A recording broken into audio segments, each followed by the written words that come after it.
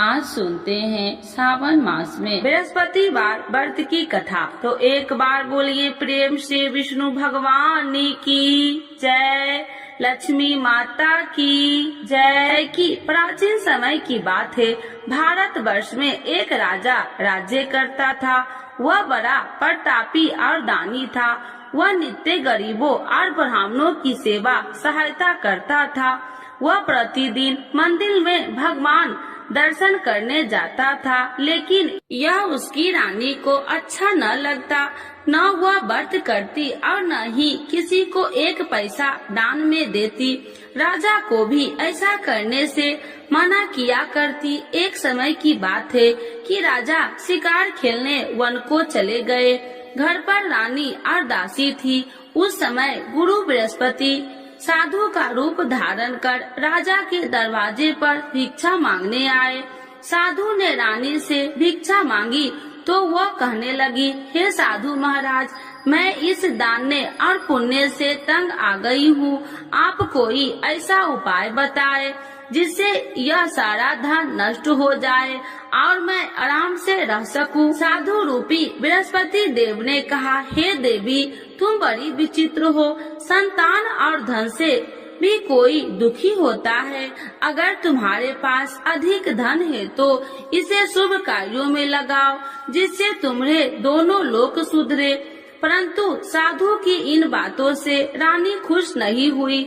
उसने कहा कि मुझे ऐसे धन की आवश्यकता नहीं जिसे मैं दान में दूं तथा जिसको संभालने में ही मेरा सारा समय नष्ट हो जाए। साधु ने कहा, यदि तुम्हारी ऐसी इच्छा है तो जैसे मैं तुम्हें बताता हूँ तुम वैसे ही करना। बृहस्पतिवार के दिन तुम घर को गोबर से लिपना, अपने केसे को पीली मिट्टी से धोना, केसे को धोते समय स्नान करना, राजा से हजामत बनाने को कहना, भोजन में मांस मदिरा खाना, कपड़ा धोबी के यहाँ धुलने डालना। इस प्रकार 7 बृहस्पतिवार करने से तुम्हारा समस्त धन नष्ट हो जाएगा। इतना कहकर साधु बने बृहस्पति देव अंतर ध्यान हो गए। साधु के कहे अनुसार करते हुए रानी को केवल 3 बृहस्पतिवार ही बीते थे कि उसकी समस्त धन संपत्ति नष्ट हो गई। भोजन के लिए परिवार तरसने लगा। एक दिन राजा रानी से बोला, हे रानी, तुम यहीं रहो, मैं दूसरे देश को जाता हूँ, क्योंकि यहाँ पर मुझे सभी जानते हैं, इसीलिए मैं कोई छोटा कार्य नहीं कर सकता। ऐसा कहकर राजा परदेश चला गया। वहाँ वह जंगल से लकड़ियाँ काट कर लाता और शहर में बेचता। इस तरह वह अपना जीवन व्यतीत करने लगा। इधर राजा के बिना रानी और दासी दुखी रहने लगी। एक समय जब रानी और दासियों को 7 दिन बिना भोजन के रहना पड़ा तो रानी ने अपनी दासी से कहा, हे दासी, पास ही के नगर में मेरी बहन रहती है, वह बड़ी धनवान है, तू उसके पास जा और कुछ ले आ ताकि थोड़ा बहुत गुजर बसर हो जाए। दासी रानी की बहन के पास गई। उस दिन बृहस्पतिवार था। रानी की बहन उस समय बृहस्पतिवार की कथा सुन रही थी। दासी ने रानी की बहन को अपनी रानी का संदेश दिया, लेकिन रानी की बहन ने कोई उत्तर नहीं दिया। जब दासी को रानी की बहन से कोई उत्तर नहीं मिला तो वह बहुत दुखी हुई। उसे क्रोध भी आया। दासी ने वापस आकर रानी को सारी बात बता दी। सुनकर रानी ने अपने भाग्य को कोसा। उधर रानी की बहन ने सोचा कि मेरी बहन की दासी आई थी, परंतु मैं उससे नहीं बोली, इससे वह बहुत दुखी हुई होगी। कथा सुनकर और पूजन समाप्त कर वह अपनी बहन के घर गई और कहने लगी, हे बहन, मैं बृहस्पतिवार का व्रत कर रही थी, तुम्हारी दासी गई, परंतु जब तक कथा होती है तब तक न उठते हैं और न ही बोलते हैं, इसीलिए मैं नहीं बोली। कहो दासी क्यों गई थी? रानी बोली, बहन, हमारे घर अनाज नहीं था। ऐसा कहते कहते रानी की आंखें भर आई। उसने दासियों समेत भूखा रहने की बात भी अपनी बहन को बता दी। रानी की बहन बोली, बहन देखो, बृहस्पति देव भगवान सबकी मनोकामना पूर्ण करते हैं। देखो शायद तुम्हारे घर में अनाज रखा हो। यह सुनकर दासी घर के अंदर गई तो वहाँ उसे एक घड़ा अनाज का भरा मिल गया। उसे बड़ी हैरानी हुई क्योंकि उसे एक बर्तन देख लिया था। उसने बाहर आकर रानी को बताया। दासी रानी से कहने लगी, हे रानी, जब हमको भोजन नहीं मिलता तो हम व्रत ही तो करते थे, इसीलिए क्यों न इनसे व्रत और कथा की विधि पूछ ली जाए, हम भी व्रत किया करेंगे।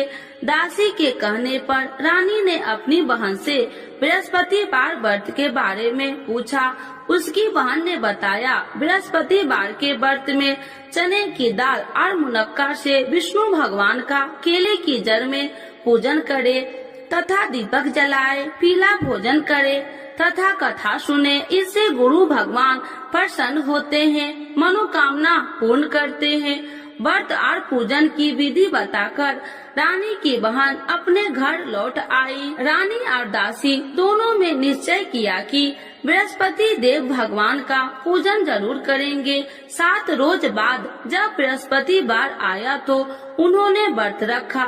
घुड़सार में जाकर चना और गुड़ बिल्लाई तथा उसकी दाल से केले की जड़ तथा विष्णु भगवान का पूजन किया। अब पीला भोजन कहाँ से लाए? दोनों बड़ी दुखी हुई, परंतु उन्होंने व्रत किया था, इसीलिए बृहस्पति देव भगवान प्रसन्न थे। एक साधारण व्यक्ति के रूप में वे दोनों थालों में सुंदर पीला भोजन लेकर आए और दासी को देकर बोली, हे दासी, यह भोजन तुम्हारे लिए और तुम्हारी रानी के लिए है, इसे तुम दोनों ग्रहण करना। दासी भोजन पाकर बहुत प्रसन्न हुई। उसने रानी को सारी बात बताई। उसके बाद से वे प्रत्येक बृहस्पतिवार को गुरु भगवान का व्रत और पूजन करने लगी। बृहस्पति भगवान की कृपा से उनके पास धन हो गया, परंतु रानी फिर पहले की तरह आलस करने लगी। तब दासी बोली, देखो रानी, तुम पहले भी इसी प्रकार आलस करती थी, तुम्हें धन रखने में कष्ट होता था, इस कारण सभी धन नष्ट हो गया। अब गुरु भगवान की कृपा से धन मिला है तो फिर तुम्हें आलस होता है। बड़ी मुसीबतों के बाद हमने ये धन पाया है, इसीलिए हमें दान पुण्य करना चाहिए। अब तुम भूखे मनुष्य को भोजन कराओ, प्याव लगवाओ, ब्राह्मणों को दान दो, कुआं, तालाब, बावड़ी आदि का निर्माण कराओ, मंदिर, पाठशाला बनाकर ज्ञान दो, कुमारी कन्याओं का विवाह करवाओ, अर्थात धन को शुभ कार्यों में खर्च करो, जिससे तुम्हारे कुल का यश बढ़ेगा तथा स्वर्ग की प्राप्ति हो और पितृ प्रसन्न हो। दासी की बात मानकर रानी शुभ कर्म में करने लगी। उसका यश फैलने लगा। एक दिन रानी और दासी आपस में विचार करने लगी कि जाने राजा किस दशा में होंगे, उनकी कोई खोज खबर भी नहीं है। उन्होंने श्रद्धा पूर्वक गुरु बृहस्पतिवार भगवान से प्रार्थना की, राजा जहाँ कहीं भी हो शीघ्र वापस आ जाए। उधर राजा परदेश में बहुत दुखी रहने लगा। वह प्रतिदिन जंगल से लकड़ियाँ बीन कर लाता और उसे शहर में बेचकर अपने दुखी जीवन को बड़ी कठिनता से व्यतीत करता। एक दिन दुखी हो अपनी पुरानी बातों को याद करके वह रोने लगा और उदास हो गया। उसी समय राजा के पास बृहस्पति देव साधु के भेष में आकर बोले, हे लकड़हारे, तुम इस सुनसान जंगल में किस चिंता में बैठे हो, मुझे बतलाओ। यह सुन राजा के नेत्रों में जल भर गया और साधु की वंदना कर राजा ने अपनी संपूर्ण कहानी सुना दी। महात्मा दयालु होते हैं। वे राजा से बोले, हे राजा, तुम्हारी पत्नी ने बृहस्पति देव के प्रति अपराध किया था, जिसके कारण तुम्हारी यह दशा हुई। अब तुम चिंता मत करो, भगवान तुम्हें पहले से अधिक धन देंगे। देखो, तुम्हारी पत्नी ने बृहस्पतिवार का व्रत प्रारंभ कर दिया है। अब तुम भी बृहस्पतिवार का व्रत करके चने की दाल व गुड़ जल के लोटे में डालकर केले का पूजन करो। फिर कथा कहो या सुनो, भगवान तुम्हारी सब मनोकामनाओं को पूर्ण करेंगे। साधु की बात सुनकर राजा बोले, हे प्रभु, लकड़ी बेचकर तो इतना पैसा भई नहीं बचता जिससे भोजन के उपरांत कुछ बचा सकूं। मैंने रात्रि में अपनी रानी को व्याकुल देखा है। मेरे पास कोई साधन नहीं जिससे उसका समाचार जान सकूं। फिर मैं कौन सी कहानी कहूँ, यह भी मुझको मालूम नहीं। साधु ने कहा, हे राजा, मन में बृहस्पति भगवान के पूजन व्रत का निश्चय करो, वे स्वयं तुम्हारे लिए कोई राह बना देंगे। बृहस्पतिवार के दिन तुम रोजाना की तरह लकड़ियाँ लेकर शहर में जाना। तुम्हें रोज से 2 गुना धन मिलेगा, जिससे तुम भली भांति भोजन कर लोगे तथा बृहस्पति देव की पूजा का सामान भी आ जाएगा। धीरे धीरे समय व्यतीत होने पर फिर बृहस्पतिवार का दिन आया। राजा जंगल से लकड़ियाँ काटकर शहर में बेचने लगा। उसे उस दिन और 2 दिनों से अधिक धन मिला। राजा ने चना गुड़ आदि लाकर बृहस्पतिवार का व्रत किया। उस दिन से उसके सभी कलेश दूर हुए। परंतु जब अगले गुरुवार का दिन आया तो वह बृहस्पतिवार का व्रत करना भूल गया। इस कारण बृहस्पति भगवान नाराज हो गए। उस दिन उस नगर के राजा ने विशाल यज्ञ का आयोजन किया था तथा अपने समस्त राज्यों में घोषणा करवा दी कि सभी मेरे यहाँ भोजन करने आवे, किसी के घर चूल्हा न जले। इस आज्ञा को जो न मानेगा उसको फांसी दे दी जाएगी। राजा की आज्ञा अनुसार राज्य के सभी वासी राजा के भोजन में सम्मिलित हुए, लेकिन लकड़हारा कुछ देर से पहुंचा, इसीलिए राजा को उसको अपने साथ महल में ले गए। जब राजा लकड़हारे को भोजन करा रहे थे तो रानी की दृष्टि उस खूंटी पर पड़ी जिस पर उसका हार लटका हुआ था। उसे हार खूंटी पर लटका दिखाई नहीं दिया। रानी को निश्चय हो गया कि मेरा हार इस लकड़हारे ने चुरा लिया है। उसी समय सैनिक बुलाकर उसको जेल में डलवा दिया। लकड़हारा जेल में विचार करने लगा कि जाने कौन से पूर्व जन्म के कर्म से मुझे यह दुख प्राप्त हुआ है, और जंगल में मिले साधु को याद करने लगा। तत्काल बृहस्पति देव साधु के रूप में प्रकट हो गए और कहने लगे, अरे मूर्ख, तूने बृहस्पति देवता की कथा नहीं की, इसी कारण तुझे यह दुख प्राप्त हुआ है। अब चिंता मत कर, बृहस्पतिवार के दिन जेल खाने के दरवाजे पर तुझे 4 पैसे पड़े मिलेंगे। उनसे तू बृहस्पतिवार की पूजा करना तो तेरे सभी कष्ट दूर हो जाएंगे। अगले बृहस्पतिवार उसे जेल के द्वार पर 4 पैसा मिले। राजा के पूजा का सामान मंगवाकर कथा कही और प्रसाद बांटा। उसी रात्रि में बृहस्पति देव ने उस नगर के राजा को स्वप्न में कहा, हे राजा, तूने जिस जेल में बंद किया है उसे कल छोड़ देना, वह निर्दोष है। राजा प्रातः काल उठा और खूंटी पर हार टंगा देकर लकड़हारे को बुलाकर क्षमा मांगी तथा राजा के योग्य सुंदर वस्त्र आभूषण भेंट कर उसे विदा किया। गुरुदेव की आज्ञा अनुसार राजा अपने नगर को चल दिया। राजा जब नगर के निकट पहुंचा तो उसे बड़ा ही आश्चर्य हुआ। नगर में पहले से अधिक बाग, तालाब और कुएं तथा बहुत सी धर्मशालाएं, मंदिर आदि बने हुए थे। राजा ने पूछा कि यह किसका बाग और धर्मशाला है।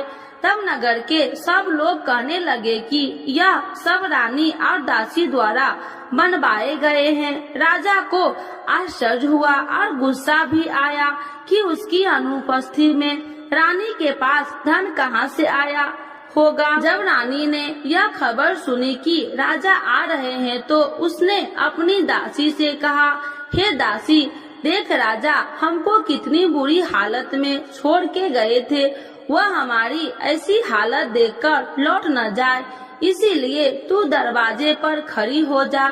रानी की आज्ञा अनुसार दासी दरवाजे पर खड़ी हो गई और जब राजा आए तो उन्हें अपने साथ महल में लिवा आई।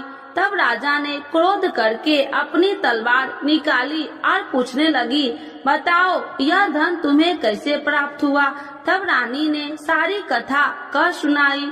राजा ने निश्चय किया कि मैं रोजाना दिन में 3 बार कहानी कहा करूँगा और रोज व्रत किया करूँगा। अब हर समय राजा के दुपट्टे में चने की दाल बंधी रहती तथा दिन में 3 बार कथा कहता। एक रोज राजा ने विचार किया कि चलो अपनी बहन के यहाँ हो आऊं। इस तरह का निश्चय कर राजा घोड़े पर सवार हो अपनी बहन के यहाँ चल दिया। मार्ग में उसने देखा कि कुछ आदमी एक मुर्दे को लिए जा रहे हैं। उन्हें रोककर राजा कहने लगा, अरे भाइयों, मेरी बृहस्पतिवार की कथा सुन लो। वे बोले, लो हमारा तो आदमी मर गया है, इसको अपनी कथा की पड़ी है। परंतु कुछ आदमी बोले, अच्छा कहो, हम तुम्हारी कथा भी सुनेंगे। राजा ने दाल निकाली और कथा कहनी शुरू कर दी। जब कथा आदि हुई तो मुर्दा हिलने लगा और जब कथा समाप्त हुई तो राम राम कह के वह मुर्दा खड़ा हो गया। राजा आगे बढ़ा, उसे चलते चलते शाम हो गई। आगे मार्ग में उसे एक किसान खेत में हल चलाता मिला। राजा ने उसे कथा सुनने का आग्रह किया, लेकिन वह नहीं माना। राजा आगे चल पड़ा। राजा के हटते ही बैल पछाड़ खाकर गिर गए तथा किसान के पेट में बहुत जोर से दर्द होने लगी। उसी समय किसान की माँ रोटी लेकर आई। उसने जब देखा तो अपने पुत्र से सब हाल पूछा। बेटे ने सभी हाल बता दिया। बुढ़िया दौड़ी दौड़ी उस घुड़सार के पास पहुँची और उसने बोली, मैं तेरी कथा सुनूंगी, तू अपनी कथा मेरे खेत पर ही चलकर कहना। राजा ने लौटकर बुढ़िया के खेत पर जाकर कथा कही, जिसके सुनते ही बैल खड़े हो गए तथा किसान के पेट का दर्द भी बंद हो गया। राजा अपनी बहन के घर पहुंच गया। बहन ने भाई को खूब मेहमानबाजी की। दूसरे रोज प्रातः काल राजा जागा तो वह देखने लगा कि सब लोग भोजन कर रहे हैं।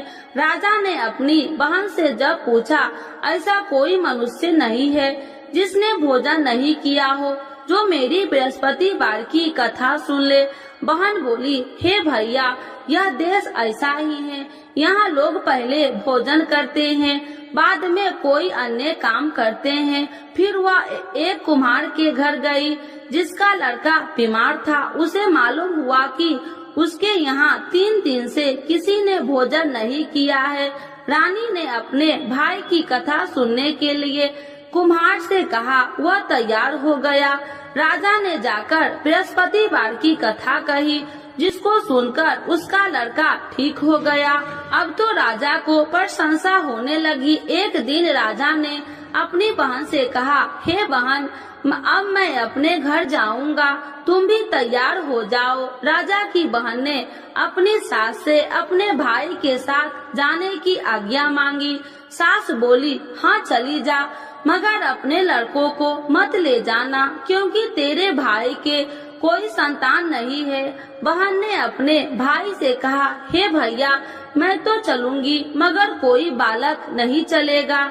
अपनी बहन को भी छोड़कर दुखी मन से राजा अपने नगर को लौट आया। राजा ने अपनी रानी से सारी कथा बताई और बिना भोजन किए वह सैया पर लेट गया।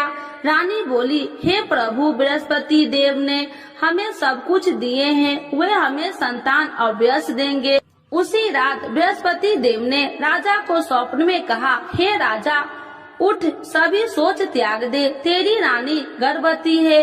राजा को यह जानकर बड़ी खुशी हुई। 9वें महीने में रानी के गर्भ से एक सुंदर पुत्र पैदा हुआ।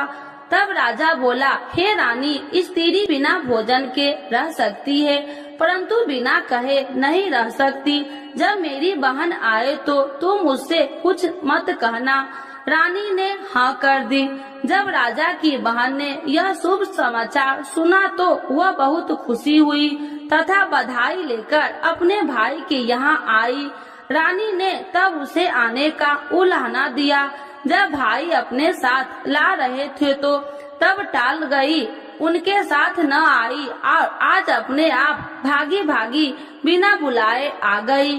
तो राजा की बहन बोली, भाई मैं इस प्रकार न कहती तो तुम्हारे घर औलाद कैसे होती। बृहस्पति देव सभी मनोकामनाएं पूर्ण करते हैं। जो श्रद्धा भाव पूर्वक बृहस्पतिवार का व्रत करता है एवं कथा पढ़ता है अथवा सुनता है और दूसरों को सुनाता है, बृहस्पति देव उसकी सभी मनोकामनाएं पूर्ण करते हैं, उनकी सदैव रक्षा करते हैं। जो संसार में सद्भावना से गुरुदेव का पूजन एवं व्रत सच्चे हृदय से करते हैं, उनकी सभी मनोकामनाएं वैसे ही पूर्ण होती है जैसे सच्ची भावना से रानी और राजा ने बृहस्पति देव की कथा का गुणगान किया तो उनकी सभी इच्छाएं बृहस्पति देव जी ने पूर्ण की। अनजाने में भी बृहस्पति देव की उपेक्षा न करे, ऐसा करने से सुख शांति नष्ट हो जाती है। इसीलिए सबको कथा सुनने के बाद प्रसाद लेकर जाना चाहिए। हृदय से उनका नमन करते हुए जयकारा बोलना चाहिए। तो एक बार बोलिए प्रेम से, बृहस्पति भगवान की जय, विष्णु भगवान की जय, लक्ष्मी माता की जय। आरती श्री बृहस्पति देव की। ओम जय बृहस्पति देवा, स्वामी जय बृहस्पति देवा, छीने छीने भोग लगाऊं, छीने छीने भोग लगाऊं, कदली फल में बा।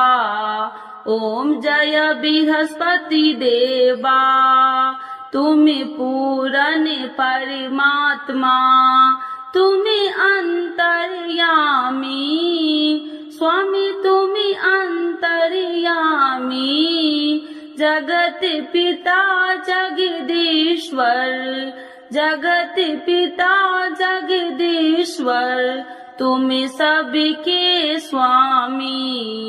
ओम जय बृहस्पति देवा, चरणामृत निज निर्मल, सब पातक हरिता, स्वामी सब पातक हरिता, सकल मनोरथ दायकी, सकल मनोरथ दायकी, कृपा करो भरता। ओम जय बृहस्पति देवा, तन मन धन अर्पण कर, जो जन शरण पड़े, स्वामी जो जन शरण पड़े, प्रभु प्रकट तब हो करे, प्रभु प्रकट तब हो कर, आकर द्वार खड़े। ओम जय बृहस्पति देवा, दीन दयाल दयानिधि, भक्तन हितकारी, स्वामी भक्तन हितकारी, पाप दोष सब हरता, पाप दोष सब हरता, भव बंधन हारी। ओम जय बृहस्पति देवा, सकल मनोरथ दायकी, सब संशय तारो, स्वामी सब संशय तारो, विषय विकार मिटाओ, विषय विकार मिटाओ, संतन सुखकारी। ओम जय बृहस्पति देवा, जो कोई आरती तेरी प्रेम सहित गावे, स्वामी प्रेम सहित गावे, ज्येष्ठानंद बंद सो, ज्येष्ठानंद बंद सो, सो निश्चय पावे। ओम जय बृहस्पति देवा, स्वामी जय बृहस्पति देवा। बृहस्पति भगवान की जय, विष्णु भगवान की जय, लक्ष्मी माता की जय।